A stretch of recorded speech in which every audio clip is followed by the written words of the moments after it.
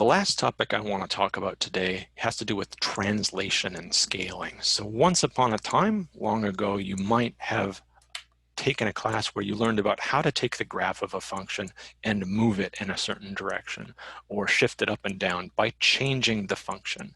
And you get a formula that looks like this. Now the formula in that form is not particularly enlightening. It's not clear why I should add this one or subtract that one, divide here or multiply there.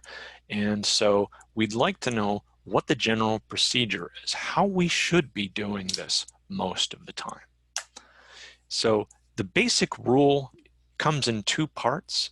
If I want to do something to a shape inside 2D or 3D, like if I want to move it or I want to make this picture bigger, I should take that particular variable and I should divide by it or I should subtract it depending on whether I want to rescale or translate.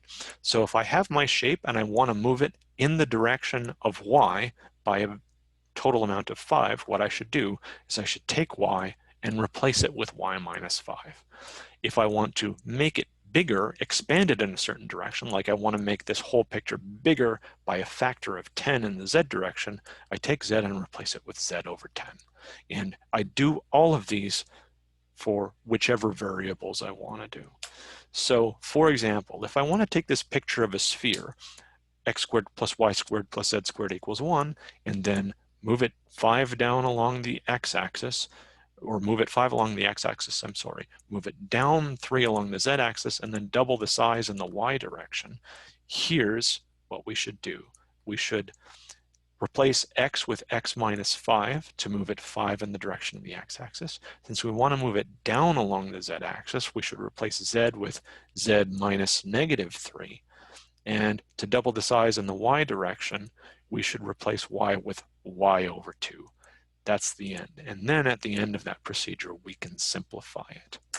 The reason that the formula for graphs looks so unpleasant is that what we're really doing is we're taking this shape, y is equal to f of x, and we're maybe replacing it with y minus d over b is equal to f of x minus c over a, and then we're shuffling things around.